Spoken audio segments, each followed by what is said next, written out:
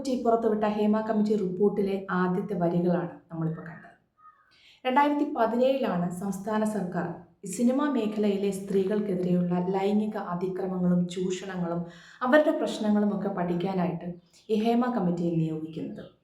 Justice ഹേമയെ കൂടാതെ മറ്റ് 2 അംഗങ്ങളും കൂടെയുള്ള ഒരു കമ്മിറ്റിയാണ് വത്സലകുമാരി IAS അതുപോലെ നടി ശാരദ. ഇവരുൾപ്പെട്ട ഒരു കമ്മിറ്റിയാണ് സർക്കാർ നിയോഗിച്ചത് പഠിച്ച് റിപ്പോർട്ട് സമർപ്പിക്കാൻ വേണ്ടി. ഹേമ കമ്മിറ്റി റിപ്പോർട്ട് വന്നിട്ട് കുറച്ച് കാലം, അല്ലെങ്കിൽ റിപ്പോർട്ട് സമർപ്പിച്ചിട്ട് കുറച്ച് കാലമായെങ്കിലും ഇത് പുറത്ത് വിടാതെ, എന്തുകൊണ്ടാണ് എന്നറിയില്ല, സംസ്ഥാന സർക്കാർ ഇത് പുറത്ത് വിടാതെ വെച്ചിരിക്കുകയായിരുന്നു ഈ ഹേമ കമ്മിറ്റി റിപ്പോർട്ട്. കഴിഞ്ഞ ദിവസമാണ് ഹേമ കമ്മിറ്റി റിപ്പോർട്ട് പുറത്ത് വന്നത്. ശരിക്കും ഈ ഹേമ കമ്മിറ്റി റിപ്പോർട്ട് അല്ലെങ്കിൽ ഇങ്ങനെ ഒരു കമ്മിറ്റിയെ നിയോഗിക്കാൻ സംസ്ഥാന സർക്കാർ ശരിക്കും നിർബന്ധിതമായതുപോലും WCC women in cinema collective എന്ന് പറയുന്ന ഒരു സംഘടനയുടെ വലിയൊരു പ്രഷറും കൂടെ കൊണ്ടാണ്. വളരെ ബോൾഡായ കുറച്ച് സ്ത്രീകൾ, ഇപ്പോൾ രേവതി മാഡം, അതുപോലെ പാർവതി തിരോത്ത്, രമ്യ നമ്പീശൻ, അങ്ങനെയുള്ള കുറച്ച് പേര്, അങ്ങനെയുള്ള ഒരു വളരെ ബോൾഡായ ഒരു കൂട്ടായ്മ, വിധു വിൻസെൻ്റ്, ബീന പോൾ, അങ്ങനെയുള്ള കുറച്ച് കൂട്ടായ്മ ചേർന്നിട്ടാണ് ഈ WCC എന്ന് പറയുന്ന സംഘടന ഉണ്ടാകുന്നത്. WCCയുടെ നിരന്തരമായ ആവശ്യം, അല്ലെങ്കിൽ അവർ പോയി കാണുമ്പോഴാണ് മുഖ്യമന്ത്രി ഇങ്ങനെ ഒരു ഹേമ കമ്മിറ്റിയെ നിയോഗിക്കുന്നത്.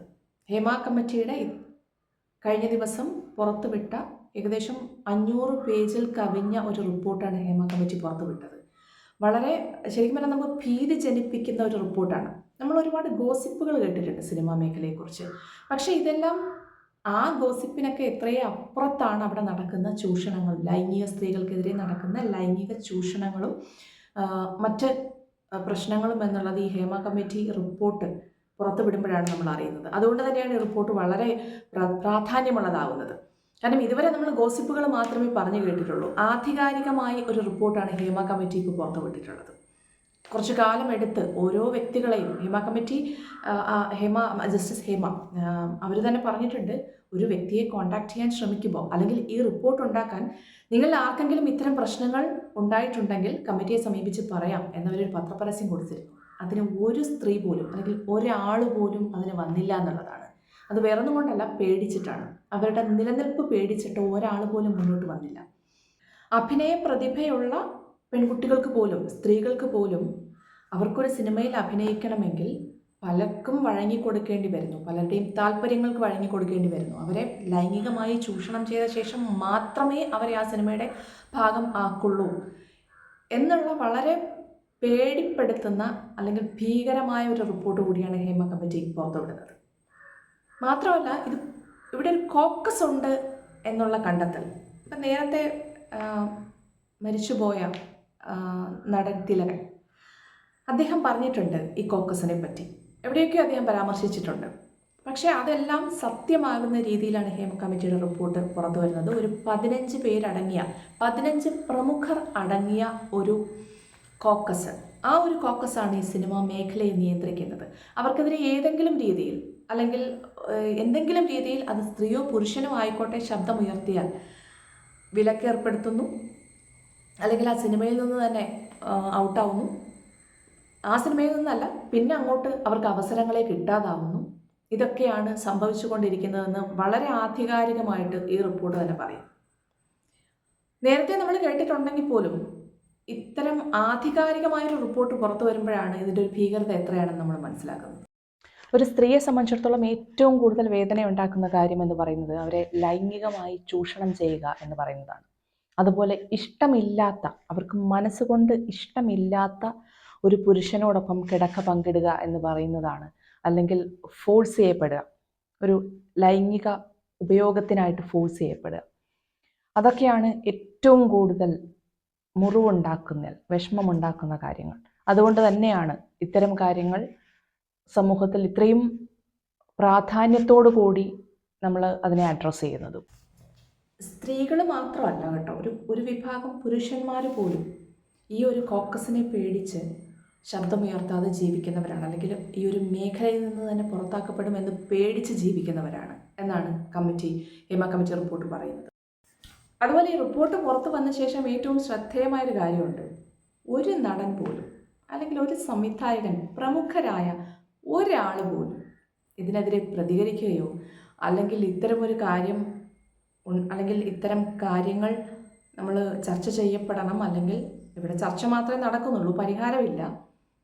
എന്നാലും പറയുകയാണ്, ഏതെങ്കിലും രീതിയിലൊരു പ്രതികരണം അതുണ്ടായിട്ടേയില്ല. ഈ സമയം വരെ അതുണ്ടായിട്ടില്ല.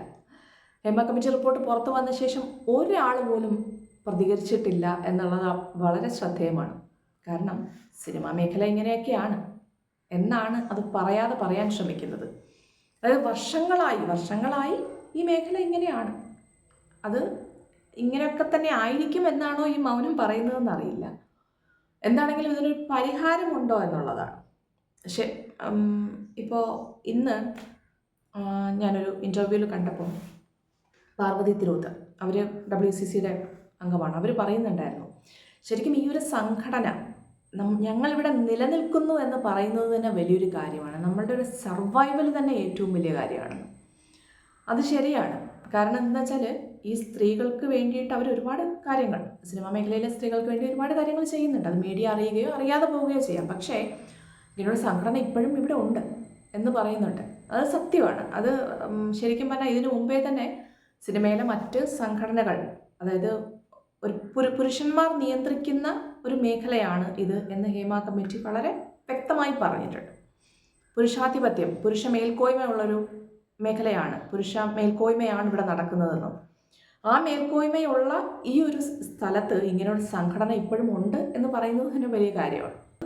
ഒന്ന് ശ്രദ്ധിച്ചാൽ നമുക്ക് മനസ്സിലാവും ഈ WCCയിലെ പല അംഗങ്ങൾക്കും, രമ്യ നമ്പീശൻ, പാർവതി തിരോത്ത്, രേവതി മാഡം, അങ്ങനെ ഒരുപാട് പേരുണ്ടല്ലോ, ഇതിലെ പല പ്രമുഖ നടിമാർക്കും ഇപ്പോൾ അവസരങ്ങൾ കുറഞ്ഞു. 2017 ശേഷം, അല്ലെങ്കിൽ ഈ ഒരു ഹേമ കമ്മിറ്റി WCC ഉണ്ടാവുകയും ഹേമ കമ്മിറ്റിയെ കാര്യങ്ങൾ ഏൽപ്പിക്കുകയും ചെയ്തതിന് ശേഷം ഇവർക്ക് അവസരങ്ങൾ കുറഞ്ഞിട്ടുണ്ട്. പക്ഷേ എത്ര അവസരങ്ങൾ കുറഞ്ഞാലും ഇനി വരുന്ന തലമുറയെങ്കിലും ഇത്തരം ലൈംഗിക ചൂഷണങ്ങളും ഒന്നുമില്ലാതെ വളരെ ഫ്രീ ആയും കുറച്ചുകൂടെ കംഫർട്ടബിളായും അവരുടെ കഴിവുകളെ എക്സ്പ്ലോർ ചെയ്ത് ഈ മേഖലയിൽ നിൽക്കാൻ അവർക്ക് പറ്റണം എന്നുള്ള ഒരു ഉദ്ദേശത്തോടു കൂടി അവർക്ക് വേണ്ടി ഒരു ശബ്ദമായി മാറിയ WCCയെ ശരിക്കും നമ്മൾ അഭിനന്ദിച്ചേ പറ്റുള്ളൂ. ഇപ്പോൾ ഈ ഹേമ കമ്മിറ്റി റിപ്പോർട്ട് പുറത്തു വന്നതോടെ എല്ലാം മാറും, അല്ലെങ്കിൽ ഇതെല്ലാം മാറി സിനിമാ മേഖല വേറെ ഏതോ മേഖലയാവും എന്നൊന്നും നമ്മൾ ചിന്തിക്കേണ്ട ആവശ്യമില്ല, അല്ലെങ്കിൽ അങ്ങനെ ചിന്തിക്കുന്നുമില്ല. കാരണം ഇത് അത്തരം ഒരു മേഖലയാണ്, ഒരു ലൈം ലൈറ്റിൽ നിൽക്കുക, അല്ലെങ്കിൽ കോടികളുടെ ബിസിനസ് നടക്കുന്ന ഒരു മേഖലയാണ്. പക്ഷേ എന്നാൽ പോലും ഒരു പരിധിവരെ ഹേമ കമ്മിറ്റി റിപ്പോർട്ടിൽ പറഞ്ഞിട്ടുള്ള വളരെ ശ്രദ്ധേയമായൊരു കാര്യമുണ്ട്. ഒന്ന്, ഈ ജൂനിയർ ആർട്ടിസ്റ്റുകൾ അവരാണ് ഏറ്റവും കൂടുതൽ പീഡനം അനുഭവിക്കുന്ന ആൾക്കാർ.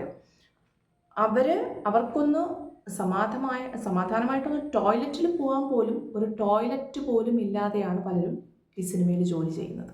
സിനിമാ മേഖലയിൽ വലിയ നടിമാർക്കൊക്കെ ക്യാരവാനൊക്കെ കാണും, പക്ഷെ ബാക്കിയുള്ള നടിമാർക്കൊന്നും ഒന്ന് ബാത്റൂമിൽ പോകാൻ പറ്റാത്തത് കാരണം വെള്ളം കുടിക്കാതെ ദിവസങ്ങളോളം തള്ളി നീക്കുന്ന നടിമാർ വരെ ഈ മേഖലയിൽ പ്രവർത്തിക്കുന്നുണ്ട് എന്നൊക്കെ ഉള്ളത് നമുക്ക് ഭീകരമാണ്. ആ റിപ്പോർട്ട് നമ്മൾ മുഴുവനായും വായിക്കുമ്പോഴോ, അല്ലെങ്കിൽ അതിലെ ഓരോ സെൻറ്റൻസും വായിക്കുമ്പോഴോ നമുക്ക് അതിൻ്റെ ഒരു ആഴം നമുക്ക് പറഞ്ഞറിയിക്കുന്നതിനും അപ്പുറത്തേക്കാണ് അവരനുഭവിക്കുന്ന ദുരിതങ്ങൾ. ഒരുപാട് മാറ്റങ്ങളൊന്നും നമ്മൾ പ്രതീക്ഷിക്കേണ്ട ആവശ്യമില്ല. പക്ഷെ എന്നാൽ പോലും ഈ കമ്മിറ്റി റിപ്പോർട്ട് പുറത്തു വന്നതിന് ശേഷം സർക്കാർ എന്തെങ്കിലുമൊക്കെ ഒരു പരിധിവരെയെങ്കിലും അവരുടെ ഒരു അഭിനയ മേഖലയിൽ നിൽക്കുന്ന സ്ത്രീകളുടെ സംരക്ഷണത്തിന് വേണ്ടിയിട്ട് എന്തെങ്കിലുമൊക്കെ പ്രവർത്തനങ്ങൾ ഉണ്ടാവുമെന്ന് നമുക്ക് പ്രതീക്ഷിക്കാം ഈ കമ്മിറ്റി റിപ്പോർട്ട്.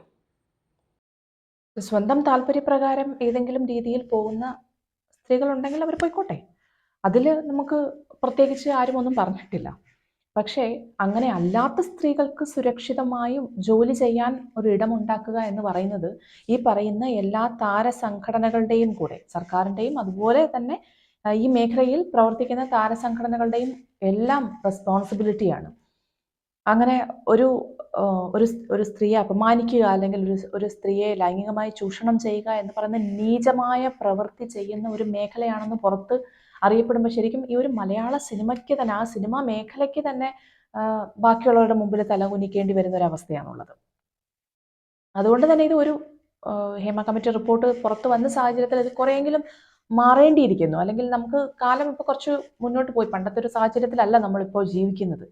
സോഷ്യൽ മീഡിയയും അതുപോലെ മറ്റ് കാര്യങ്ങളുമൊക്കെയുള്ള ഒരു സമയത്തിലാണ് നമ്മൾ ജീവിക്കുന്നത്. അപ്പോൾ ഇനിയെങ്കിലും മാറി ചിന്തിക്കേണ്ട ഒരു കാലഘട്ടത്തിൽ കൂടെയാണ് നമ്മൾ കടന്നു പോകുന്നത്. സിനിമാ മേഖല പണ്ട് മുതലേ അങ്ങനെ ആയിരുന്നു എന്ന് ഹേമ കമ്മിറ്റി റിപ്പോർട്ടിൽ പഴയ ചില നടിമാർ പറഞ്ഞിട്ടുണ്ട്. പക്ഷെ അതൊക്കെ മാറേണ്ട ഒരു കാലം കഴിഞ്ഞു. കാരണം ഇവിടെ കഴിവുള്ള ഒരുപാട് ചെറുപ്പക്കാരുണ്ട്, കഴിവുള്ള പെൺകുട്ടികൾ ഒരുപാട് പേരുണ്ട്. അപ്പോൾ അവർക്കെല്ലാം സ്വതന്ത്രമായി അവരുടെ പ്രതിഭ പുറത്തു കൊണ്ടുവരാനും അവർക്ക് അവരുടെ കഴിവുകൾ ഈ ഒരു മേഖലയ്ക്ക് വേണ്ടി യൂസ് ചെയ്യാനും എല്ലാം പറ്റണം.